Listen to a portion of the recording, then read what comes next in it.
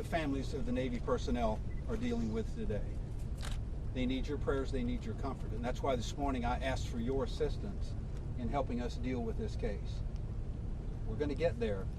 Give us a little bit of time and we'll provide all of the answers that we can for you. You can be proud of your community, you can be proud of your Navy. Thank God for the United States of America. That's right. Like Madam Mayor, thank you.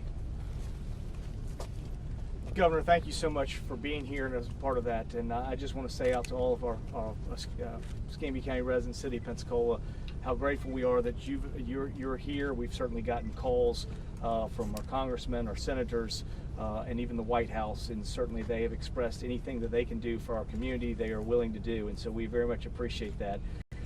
This is a tragic day for the City of Pensacola. Again, I think the world of our base commander here, Captain Kinsella, who always says that as goes the base, so goes the town, and as goes the town, so goes the base. There's a deep affinity and relationship between Pensacola NAS and the City of Pensacola, and certainly the men and women that work here and serve our country every day. This is a sad day, but I think some of the things that were said there that you've heard, this is also a community of great resiliency, and I'm confident that both NAS and the City of Pensacola will bounce back from this day and be stronger as we go through. But again, I'm certainly here in support of everyone, and certainly want to thank all of our first responders, especially those Escambia County Sheriff's deputies that got here and took care of neutralizing the threat.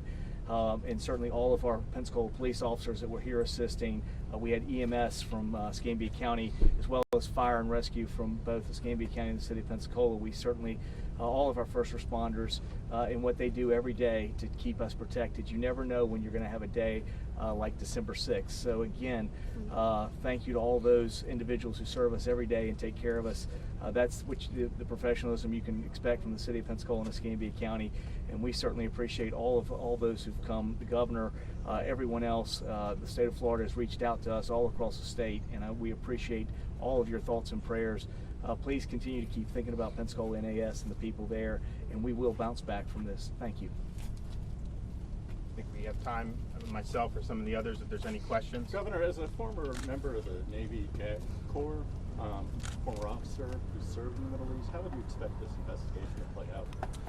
Well, I think that the FBI is probably going to brief you guys in due time, and I think they're leading for it. But obviously, when you have a foreign national involved, particularly in that part of the world, the investigation's obviously going to be different than if it were just somebody from a local community, and I think you'll see that as things go on.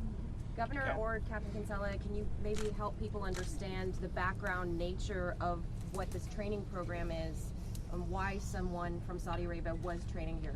Yeah, I'll let the captain, if he wants to weigh in on that. We have a international training syllabus. We have students from several different countries that come here. They learn aviation, they become naval aviators while they're here.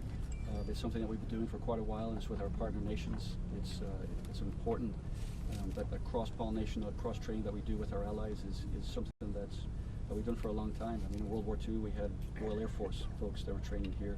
There's always been international students training here because it's a good place to train, and it's a good quality training.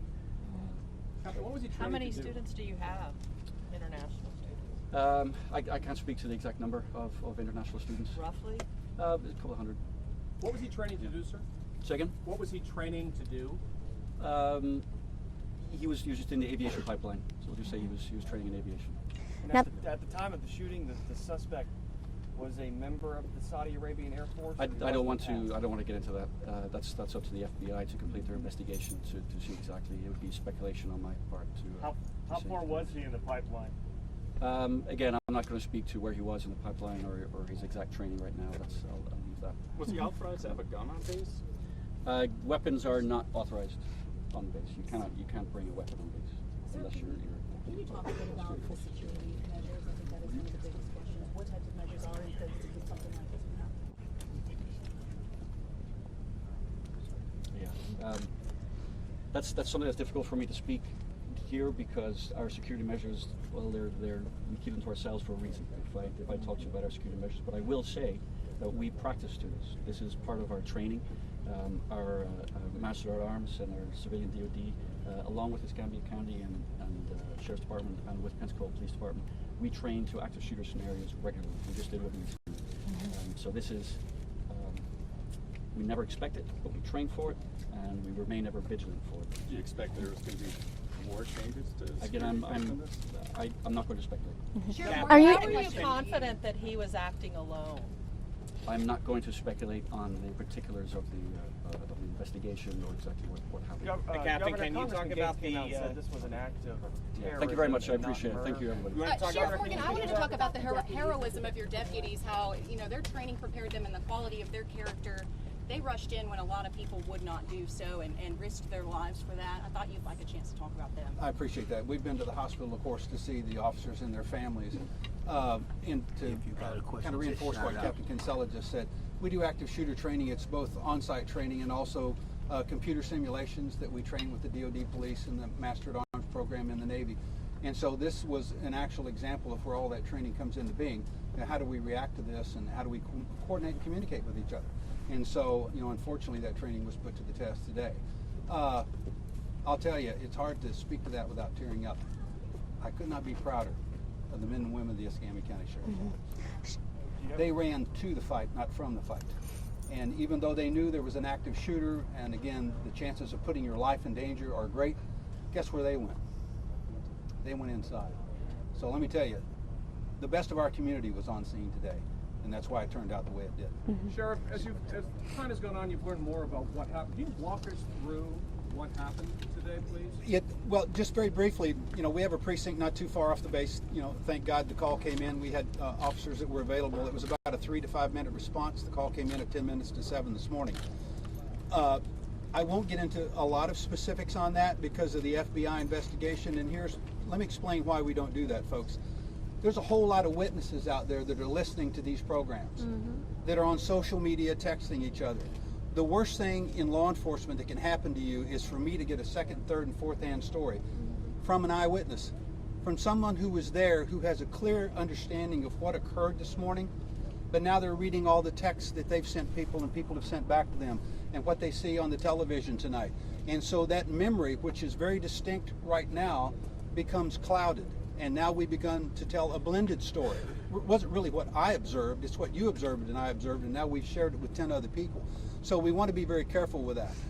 That's why I really think, as Captain Kinsella has told you unfortunately many times, we don't want to get into that, because if you were a witness, I would want to know where you were at in the building, what time you were there, when did you hear the first shot, what did you do, was your actions there, did you ever get eyes on the shooter, etc. Did you help evacuate the building? Those are things that are critical for developing timelines, even to the point of angles of trajectory where students are running from. And I appreciate that. I was just wondering if there's been some facts that have already been established that we can put The out. facts have been established that we have unfortunately now 4 dead, 8 injured. What type of weapon? It was a handgun. Are you able to address whether or not the shooter's room was raided? I will not. Was his name Muhammad Al-Sharami? I will not confirm that. And folks, I know the answers to your questions. I am not answering or confirming it, not because I'm attempting to be trite. It's because I am not the cognizant authority for this investigation. What that means is the FBI, the ATF, the NCIS on base are the lead agencies on this. We are a support element.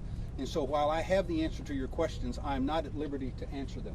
Are you able to say whether anybody else was taken into custody? I'm a little confused. I think this morning there We now have an additional person. Yes. wounded. Yes. Thank you. Yes. Do you have an update on Hey folks, I'm Jason Borst, the Public Affairs Officer for Installation. We're going to stop the press conference right now. We have more information will come out later. We'll be sure to share that with everybody. Thank you very much for your time. Thank you.